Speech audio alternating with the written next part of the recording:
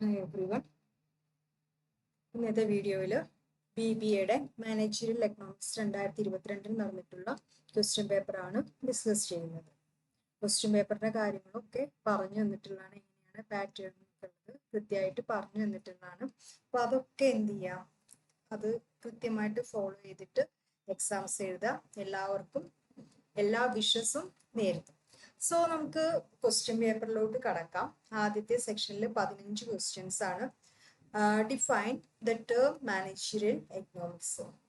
Managerial എക്കണോമിക്സിന്റെ definition പഠിക്കാനാണ് പറഞ്ഞിട്ടുള്ളത്. ഒന്ന്. Then 2, what is opportunity cost principle. Opportunity cost principle എന്ന് പറഞ്ഞാൽ എന്താണ്? മാനേജറിയൽ എക്കണോമിക്സിൽ ഓപ്പർച്യൂണിറ്റി കോസ്റ്റ് എന്ന് പറഞ്ഞിട്ടുണ്ടെങ്കിൽ ഡിസിഷൻ മേക്കിംഗ് ഉപയോഗിക്കുന്നതാണ്.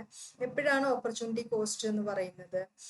ഒരു കോഴ്സ് ഓഫ് ആക്ഷൻ നമ്മൾ സെലക്ട് ചെയ്യുമ്പോൾ വേറൊരു കോഴ്സ് ഓഫ് ആക്ഷൻ നമ്മൾ എന്ത് ചെയ്യുന്നുണ്ട്?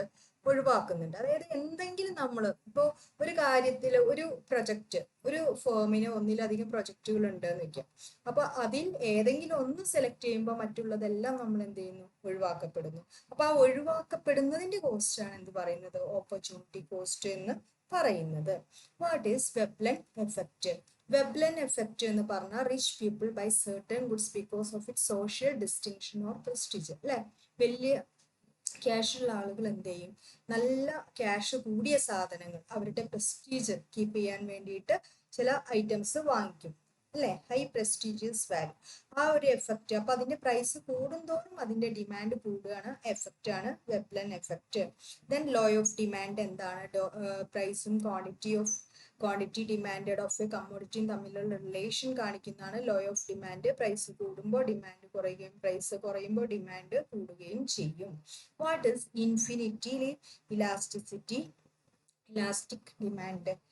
when a small change in price leads to infinite change in quantity. ഒരു ചെറിയ ചേഞ്ച് പ്രൈസിൽ വരുമ്പോൾ നമുക്ക് പറയാൻ പറ്റാത്ത അത്ര ചേഞ്ച് ക്വാണ്ടിറ്റി ഡിമാൻഡിൽ വരികയാണെങ്കിൽ അതിനെ എന്ത് പറയാം? ഇൻഫിനിറ്റ്ലി ഇലാസ്റ്റിക് ഡിമാൻഡ് അല്ലെങ്കിൽ പെർഫെക്റ്റ്ലി ഇലാസ്റ്റിക് ഡിമാൻഡ് എന്ന് പറയാം. Then what is money cost? Money cost എന്ന് പറഞ്ഞിട്ടുണ്ടെങ്കിൽ total money expenses incurred by a business firm on the various item entered in to production of particular product. ഒരു പ്രത്യേക product ഉണ്ടാക്കാൻ വേണ്ടിയിട്ട് എന്തെല്ലാം ഐറ്റംസും കാര്യങ്ങളും ആണോ അതിന്റെ പ്രൊഡക്ഷന് വേണ്ടി സെറ്റപ്പ് ചെയ്തത്, അതിനുള്ള കോസ്റ്റാണ് മണി കോസ്റ്റ് അല്ലെങ്കിൽ ടോട്ടൽ മണി എക്സ്പെൻസസ് എന്ന് പറയാം. What is meant by price leadership? Price leadership എന്ന് പറഞ്ഞാൽ leading firm determines the price and the others follow it. ഇപ്പോൾ മെയിൻ ആയിട്ട് ഒരു മാർക്കറ്റിൽ ഏത് ഫേമാണോ മാർക്കറ്റിൽ മുൻനിരയിൽ നിൽക്കുന്നത് ആ ഫേം പ്രൈസ് തീരുമാനിക്കുകയും മറ്റുള്ള ഫേമുകൾ അതിനെ അനുകരിക്കുകയും അല്ലെങ്കിൽ അതിനെ എന്താ പറയുക ഫോളോ ചെയ്യുകയും ചെയ്യും. ആ ഒരു ഇതിനെയാണ് എന്ത് പറയുന്നത്? പ്രൈസ് ലീഡർഷിപ്പ് എന്ന് പറയുന്നത്. അപ്പോൾ ആരാണോ പ്രൈസ് ഫിക്സ് ചെയ്യുന്നത്? ലാർജ് ഫേംസ് ആയിരിക്കും. അവരെ പ്രൈസ് മേക്കർ എന്നും മറ്റു ഫേമുകളെ എന്ത് പറയാം? പ്രൈസ് ടേക്കേഴ്സ് എന്നും പറയാം. Define ordinal utility. Ordinal utility എന്ന് പറഞ്ഞാൽ level of satisfaction A consumer obtain after consuming various commodities. ഇപ്പൊ നമുക്കത് കമ്മോഡിറ്റീസ് നമുക്ക് നമ്പേഴ്സിൽ മെഷർ ചെയ്യാൻ പറ്റില്ല, പക്ഷെ അതിന്റെ ഓർഡർ ഓഫ് പ്രിഫറൻസിൽ നമുക്ക് അതിനെ അറേഞ്ച് ചെയ്യാം. അപ്പൊ അതിൽ നിന്ന് കിട്ടുന്ന സാറ്റിസ്ഫാക്ഷൻ ആണ് ലെവൽ ഓഫ് സാറ്റിസ്ഫാക്ഷൻ ആണ് ഓർഡിനൽ യൂട്ടിലിറ്റി എന്ന് പറയുന്നത്. ഇപ്പൊ സാറ്റിസ്ഫാക്ഷൻ ഡിറൈവ്, അപ്പൊ ഒരു പ്രൊഡക്റ്റ് കൺസ്യൂം ചെയ്യുന്നത് നിന്ന് കിട്ടുന്ന സാറ്റിസ്ഫാക്ഷൻ നമുക്ക് ന്യൂമറിക്കലി എക്സ്പ്രസ് ചെയ്യാൻ പറ്റുന്നില്ല എങ്കിൽ അത് ഓർഡിനൽ യൂട്ടിലിറ്റി ആണ്. What is shut down point? Shut down point എന്ന് പറഞ്ഞിട്ടുണ്ടെങ്കിൽ firm is able to cover its variable cost. അപ്പോൾ വേരിയബിൾ കോസ്റ്റ് മാത്രം കവർ ചെയ്യാൻ പറ്റും, incurring the loss of fixed cost of production. So shut down point എന്ന് പറഞ്ഞിട്ടുണ്ടെങ്കിൽ അവിടെ total revenue is equal to total variable cost ആയിരിക്കും. Average revenue is equal to average variable cost ആയിരിക്കും.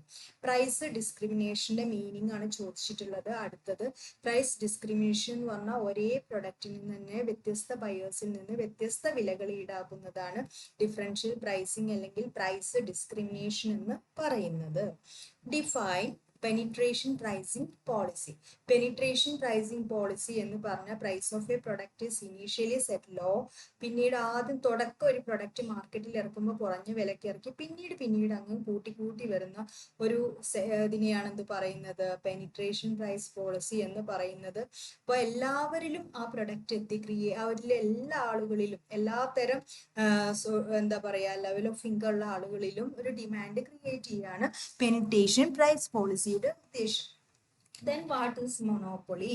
Monopoly എന്ന് പറഞ്ഞാൽ സിംഗിൾ സെല്ലിംഗ് ആണ്. Monopoly എന്ന് പറയുന്നത് ഒരു പ്രൊഡക്റ്റ് അല്ലെങ്കിൽ അതിനെ ഡീൽ ചെയ്യാൻ വേറെ സബ്സ്റ്റിറ്റ്യൂട്ട്സ് ഒന്നും ഉണ്ടാവില്ല, ഒരു സിംഗിൾ സെല്ലർ മാത്രമേ ഉണ്ടാവുള്ളൂ. പ്രൈസ് ഇലാസ്റ്റിസിറ്റി ഓഫ് ഡിമാൻഡ് എന്ന് പറഞ്ഞാൽ ക്വാണ്ടിറ്റി ഡിമാൻഡിൽ ഉണ്ടാകുന്ന ചേഞ്ച് എന്തിനെ ബേസ് ചെയ്തിട്ട്, പ്രൈസിൽ ഉണ്ടാകുന്ന പ്രൊഡക്റ്റിന്റെ പ്രൈസിൽ ഉണ്ടാകുന്ന ചേഞ്ചസിന് അനുസരിച്ചിട്ട്. ദെൻ ഐസോകോണ്ട് കർവ് എന്ന് പറഞ്ഞാൽ എന്താണ്, represent the various combination of two input namely capital and labour.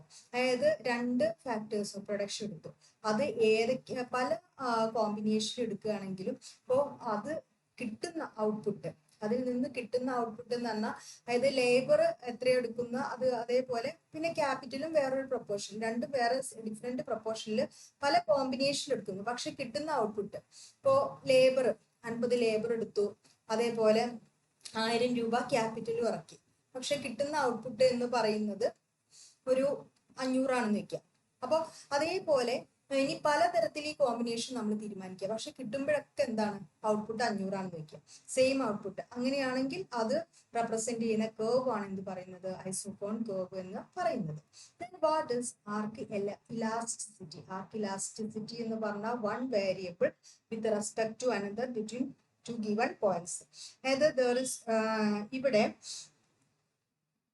used when there is no general function to define relation. രണ്ട് വേരിയബിൾസ് തമ്മിലുള്ള റിലേഷൻഷിപ്പ് ഡിഫൈൻ ചെയ്യാൻ ഒരു പ്രത്യേക ഫംഗ്ഷൻ ഒന്നും ഇല്ലാത്ത സമയത്താണ് എന്ത് ചെയ്യുന്നത്, നമ്മൾ ആർക്ക് ഇലാസ്റ്റിസിറ്റി യൂസ് ചെയ്യുന്നത്. ദെൻ അതില് പിന്നെ പറയാനുള്ളത്, അപ്പോ ആദ്യത്തെ ഒരു സെക്ഷൻ എന്ന് പറഞ്ഞിട്ടുണ്ടെങ്കിൽ ഇത്രയും ക്വസ്റ്റ്യൻസ് ആണ് ഉണ്ടാവുക, 15 ക്വസ്റ്റ്യൻസ്. എല്ലാ ക്വസ്റ്റ്യൻസിനും നിങ്ങൾ എന്ത് ചെയ്തിരിക്കണം, നിർബന്ധമായിട്ടും ആൻസർ ചെയ്തിരിക്കണം. അല്ലെങ്കിൽ എന്താ ഉണ്ടാവുക, സീലിംഗ് പാറ്റേൺ ആയതുകൊണ്ട് ഏതെങ്കിലും ഒരെണ്ണത്തിന് നമുക്ക് മാർക്ക് കുറഞ്ഞിട്ടുണ്ടെങ്കിൽ ആ മാർക്ക് നമുക്ക് അഡ്ജസ്റ്റ് ചെയ്യാൻ പറ്റില്ല. അപ്പൊ എല്ലാവരും നിർബന്ധമായിട്ടും ആദ്യത്തെ 15 ക്വസ്റ്റ്യൻസിന്റെ ആൻസർ ചെയ്തിരിക്കണം. അതുപോലെ തന്നെ രണ്ടാമത്തെ സെക്ഷനിലും നമ്മൾ എന്ത് ചെയ്തിരിക്കണം, ആൻസർ ചെയ്തിരിക്കണം കേട്ടോ. ഇനി അടുത്തത്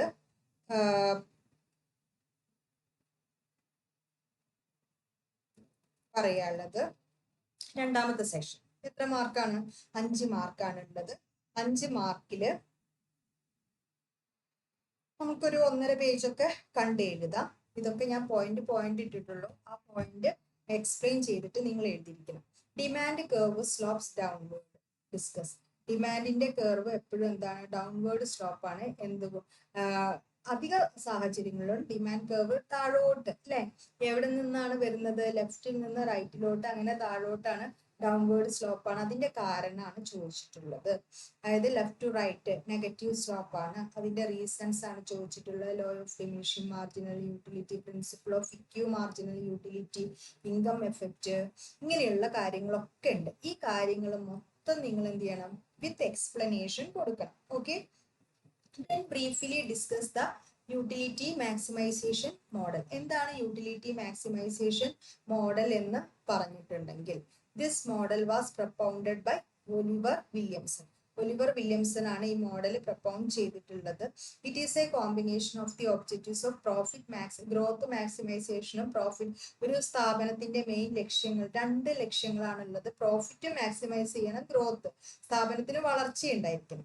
അതിന്റെ ഒരു കോമ്പിനേഷൻ ആണ് ഈ മോഡലിൽ എക്സ്പ്ലെയിൻ ചെയ്യുന്നത്. This model emphasise upon the fact that in modern business ownership is different from management.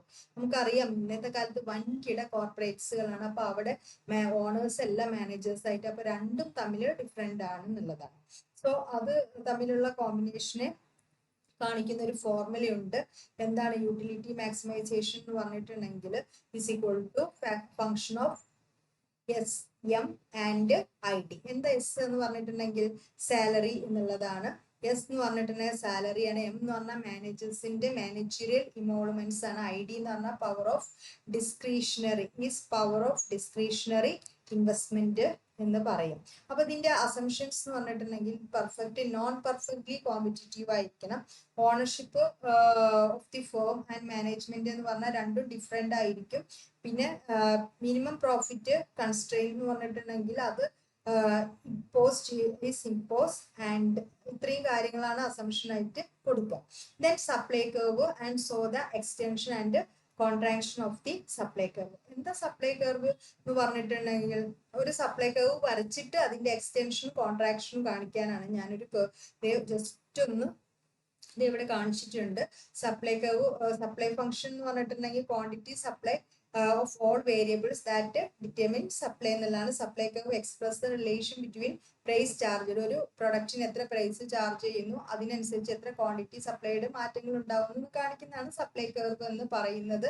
നിങ്ങൾ ഇതിൽ കാണിക്കുന്ന S1 എന്ന് പറയുന്നത് സപ്ലൈ കൂടുമ്പോൾ ആദ്യം നമ്മൾ ആ എസ്സിലെ പ്രൈസ് ഇവിടെയാണ് നിൽക്കുന്നത്. അതിൽ നിന്ന് S1 മാറി S1 എന്ന് പറഞ്ഞിട്ടുണ്ടെങ്കിൽ അവിടെ സപ്ലൈ എന്ത് ചെയ്യുന്നു, കൂടുന്നു. S2 എന്ന് പറഞ്ഞിട്ടുണ്ടെങ്കിൽ സപ്ലൈ കുറയുമ്പോഴാണ് ഇവിടെ S1 എത്തുമ്പോൾ സപ്ലൈ OQ1 S2 എത്തുമ്പോൾ സപ്ലൈ OQ2. ഇത്ര ഔട്ട്പുട്ടേ അവരെന്ത് ചെയ്യുന്നുള്ളൂ, ഇത്ര സാധനം അവർ വിൽക്കുന്നുള്ളൂ അല്ലെ. ഇതിനെ കുറിച്ച് ഒന്നും കൂടി ഇലോബറേറ്റ് ചെയ്ത് എഴുതാം. What are the users of the elasticity in analysing demand. Demand analyse ചെയ്യുന്നതിൽ ഇലാസ്റ്റിസിറ്റിയുടെ യൂസസ് ഒന്ന് impact of change in price, then demand for price analyzing demand for price setting and determine the level of output, and analyzing demand for joint products and analyzing demand for substitutes and complementary goods. Then perfect കോമ്പറ്റീഷനും മോണോപ്പൊളിയും തമ്മിലുള്ള difference ചോദിച്ചിട്ടുണ്ട്. Perfect കോമ്പറ്റീഷനിൽ large number of ബയേഴ്സും സെല്ലേഴ്സും ഉണ്ടായിരിക്കും. ഒരേ product ഒരേ വിലയായിരിക്കും. ഇവിടെ എന്താ ഉണ്ടാവുക, ഒരൊറ്റ seller ഉണ്ടായിരിക്കും, പിന്നെ കുറെ ബയേഴ്സും ഉണ്ടായിരിക്കും, പിന്നെ സബ്സ്റ്റിറ്റ്യൂട്ട്സ് ഒന്നും ഉണ്ടായിരിക്കില്ല. ഇവിടെ മാർക്കറ്റിൽ ലാർജ് നമ്പർ ഓഫ് സെല്ലേഴ്സ് ഉണ്ടായിരിക്കും. ഇവിടെ സിംഗിൾ സെല്ലറാണ് ഉണ്ടാവുക. ഒരേ ഹോമോജീനിയസ് പ്രൊഡക്റ്റ് ആണ്. ഇവിടെ ക്ലോസ് സബ്സ്റ്റിറ്റ്യൂട്ട്സ് ഉണ്ടാവില്ല. ഇവിടെ മാർക്കറ്റിൽ എത്ര പേർക്ക് വേണമെങ്കിലും പുതുതായിട്ട് എന്ത് ചെയ്യാം, ഇറങ്ങാം. അതേപോലെ ആ മാർക്കറ്റിൽ നിന്ന് അവർക്ക് എക്സിറ്റ് ചെയ്യാനും പറ്റും. പക്ഷെ ഇവിടെ റെസ്ട്രിക്ഷൻ ഉണ്ട്. ഇവിടെ മാർക്കറ്റിൽ വരുന്നവരൊക്കെ പ്രൈസ് ടേക്കേഴ്സ് ആണ്. കാരണം അവിടെ നിലനിൽക്കുന്ന പ്രൈസ് മാത്രമേ അവരെന്ത് ചെയ്യുള്ളൂ, അവർക്ക് ഏറ്റെടുത്ത് അതേപോലെ തന്നെ അവർക്ക് മറ്റുള്ള അവരുടെ കൺസ്യൂമേഴ്സിൽ നിന്ന് ചാർജ് ചെയ്യാൻ പറ്റുള്ളൂ. ഇവിടെ എന്താണ്, പ്രൈസ് മേക്കേഴ്സ് ആണ്. പ്രൈസ് ഡിസ്ക്രിമിനേഷൻ ഒക്കെ അവർ വേണമെങ്കിൽ ചെയ്തിരിക്കും. ഇവിടെ സെല്ലിംഗ് കോസ്റ്റ് ഉണ്ടാവില്ല. പിന്നെ ഇൻഫോർമേറ്റീവ് സെല്ലിംഗ് കോസ്റ്റ് ഇൻകർ ചെയ്യുന്നതാണ്. പെർഫെക്റ്റ് നോളജ് പെർഫെക്റ്റ് മാർക്കറ്റിൽ ഉണ്ടായിരിക്കും, പക്ഷേ ഇംപെർഫെക്റ്റ് നോളേജ് ആയിരിക്കും മോണോപ്പൊളിയില്. Then explain the scope of managerial economics. Point മാത്രമേ എഴുതിയിട്ടുള്ളൂ. വിത്ത് എക്സ്പ്ലനേഷൻ നിങ്ങൾ എന്ത് ചെയ്തിരിക്കണം, കൊടുത്തിരിക്കണം. Demand analysis and forecasting, cost and production analysis, pricing policies, ഈ പോയിന്റ് ഒക്കെ എക്സ്പ്ലെയിൻ ചെയ്താൽ മാത്രമേ നമുക്ക് 1.5 പേജ് ഉണ്ടാവുള്ളൂ. ജസ്റ്റ് ഇങ്ങനെ എഴുതി വെച്ചാൽ നിങ്ങൾക്ക് ആകെ 1.5 മാർക്കറ്റ് കിട്ടും. അതുകൊണ്ട് അങ്ങനെ ചെയ്യരുത്. Define demand estimation. What are the steps involve in on demand estimation. Demand estimation എന്ന് പറഞ്ഞാൽ എന്താണ്, current values of demand for various values of price and other determining variables അല്ലെ. ഡിമാൻഡ് എസ്റ്റിമേറ്റ് ചെയ്യാണ് ചെയ്യുന്നത്. നിലവിലുള്ള വേരിയബിൾസും കാര്യങ്ങളൊക്കെ വെച്ചിട്ട് അതിൽ identification of the independent variables, അതുമായിട്ട് ബന്ധപ്പെട്ട ഇൻഡിപെൻഡന്റ് വേരിയബിൾസിനെ നമ്മൾ ഐഡന്റിഫൈ ചെയ്യുന്നു, ഡാറ്റ കളക്ട് ചെയ്യുന്നു. ദെൻ ഒരു മാത്തമാറ്റിക്കൽ മോഡൽ നമ്മൾ ഡെവലപ്പ് ചെയ്യുന്നു, അതിന്റെ വാല്യൂസ് ഒക്കെ നമ്മൾ എസ്റ്റിമേറ്റ് ചെയ്യുന്നു. Then development of estimates based on the model. Then explain the cost output relationship in the long run and short run. Long റണ്ണിലും ഷോർട്ട് റണ്ണിലും കോസ്റ്റ് ഔട്ട്പുട്ട് റിലേഷൻഷിപ്പ് നമുക്കറിയാം. ഈ ഷോർട്ട് റണ്ണിൽ എന്ന് പറഞ്ഞിട്ടുണ്ടെങ്കിൽ നമുക്ക് ടോട്ടൽ ഫിക്സഡ് കോസ്റ്റ് മൊത്തത്തിൽ എന്ത് ചെയ്യാൻ പറ്റില്ല, ചേഞ്ച് ചെയ്യാൻ പറ്റില്ല എന്നറിയാം. കാരണം കുറഞ്ഞ സമയമല്ലേ ഉള്ളൂ. അപ്പൊ ആ സമയം കൊണ്ട് വാരിയബിൾ കോസ്റ്റിൽ മാത്രമേ നമുക്ക് എന്ത് ചെയ്യാൻ പറ്റുള്ളൂ, ചേഞ്ചസ് വരുത്താൻ പറ്റുകയുള്ളൂ. ഔട്ട്പുട്ട് ചേഞ്ചസ് വരുത്തുന്നത് എങ്ങനെയാണ്? ഇൻപുട്ട് വേരിയബിൾ ഇൻപുട്സിൽ ചേഞ്ചസ് വരുത്തിക്കൊണ്ട് മാത്രമാണ്. വേരിയബിൾ ഇൻപുട്സ് എന്ന് പറഞ്ഞിട്ടുണ്ടെങ്കിൽ ഏതൊക്കെയാണ്? റോ മെറ്റീരിയൽസ്, ലേബർ, അങ്ങനെയുള്ളത്. ലാൻഡ്, ബിൽഡിങ്, പ്ലാന്റ്, മെഷീനറി, ഇതൊക്കെ ഫിക്സഡ് ആണ്. ഇതിലൊന്നും ചേഞ്ചസ് എവിടെ വരുത്താൻ പറ്റില്ല? ഷോർട്ട് റണ്ണിൽ വരുത്താൻ പറ്റില്ല. മനസ്സിലാവുന്നുണ്ടോ? സോ ഇവിടെ T C is equal to T F C plus T V C ആണ്. ടി സി എന്ന് പറഞ്ഞാൽ ടോട്ടൽ കോസ്റ്റ് ആണ്, ഡി എഫ് സി എന്ന് പറഞ്ഞാൽ ടോട്ടൽ ഫിക്സഡ് കോസ്റ്റ് ആണ്, ഇത് ടോട്ടൽ വേരിയബിൾ കോസ്റ്റ് ആണ്. സോ ടി എഫ് സി എന്ന് പറഞ്ഞാൽ എന്താണ്? ടോട്ടൽ കോസ്റ്റിൽ നിന്ന് ടോട്ടൽ വേരിയബിൾ കോസ്റ്റ് കുറച്ചത് ആകുന്നു. അതിനെ സൂചിപ്പിക്കുന്ന ഒരു ഗ്രാഫും കാര്യങ്ങളൊക്കെ വരച്ചു വെക്കുക. ഇവിടെ ടോട്ടൽ കോസ്റ്റ് എന്ന് പറഞ്ഞിട്ടുണ്ടെങ്കിൽ total fixed is equal to total fixed cost when the output is 0. Then long റണ്ണിൽ എന്ന് പറഞ്ഞാൽ എല്ലാ ഫാക്ടേഴ്സും പ്രൊഡക്ഷനിൽ നമുക്ക് എന്ത് ചെയ്യാൻ പറ്റും? മാറ്റം വരുത്താൻ പറ്റും. അത് അവിടെ വേരിയബിൾ എന്ന് പറഞ്ഞിട്ടൊരു ഘടകം ഉണ്ടാവുള്ളൂ. ഫിക്സഡ് എന്ന് പറഞ്ഞിട്ട് ഒരു ഘടകം ഉണ്ടാവില്ല. ഫിക്സഡ് ഫാക്ടേഴ്സ് ഉണ്ടാവില്ല. എല്ലാം വേരിയബിൾ ഫാക്ടേഴ്സ് ആയിരിക്കും. അതിലെ കോസ്റ്റ് ഔട്ട്പുട്ട് ഡിറ്റർമിനേഷന്റെ റിലേഷൻഷിപ്പിന്റെ ഒരു ഗ്രാഫാണ് ഈ കൊടുത്തിട്ടുള്ളത്. Then what is economic forecasting and explain the various techniques of economic forecasting. Economic forecasting എന്ന് പറഞ്ഞിട്ടുണ്ടെങ്കിൽ നമ്മുടെ ഫ്യൂച്ചറിൽ എക്കണോമിക് കണ്ടീഷൻ എന്താണെന്നുള്ളത് നമ്മൾ ഫോർകാസ്റ്റ് ചെയ്യുന്നതിനെയാണ് എക്കണോമിക് ഫോർകാസ്റ്റിംഗ് എന്ന് പറയുന്നത്. സ്റ്റാറ്റിസ്റ്റിക്കൽ മോഡലൊക്കെ ഉപയോഗിച്ചിട്ടാണ് എക്കണോമിക് ഫോർകാസ്റ്റിംഗ് നമ്മൾ ചെയ്യുന്നത്. അതിന് ക്വാണ്ടിറ്റേറ്റീവ് ടെക്നിക്സുകൾ നമ്മൾ ഉപയോഗിക്കുന്നുണ്ട്. Market research techniques, past performance, internal forecast, deductive method, direct versus indirect methods, കൂടാതെ ക്വാണ്ടിറ്റേറ്റീവ് ടെക്നിക്സും, business barometers method, trend analysis, extrapolation, regression, economic input output model method, econometric, leading indices എല്ലാതും explain ചെയ്യാം. Then അപ്പോൾ ഇത് SA question ആട്ടോ. Part C ആണ്. Part സിയുടെ പ്രത്യേകത 4 ക്വസ്റ്റ്യൻസ് ഉണ്ടായിരിക്കും. പക്ഷെ എത്ര ക്വസ്റ്റ്യൻസ് എഴുതിയാൽ മതി? 2 എണ്ണം. അവിടെ സിംഗിങ് ഒന്നുമില്ല. അതുകൊണ്ട് 4 എഴുതി വെച്ചിട്ട് പകുതി മാർക്ക് നേടാമെന്ന് വെറുതെയാണ് വിചാരിക്കുന്നത്.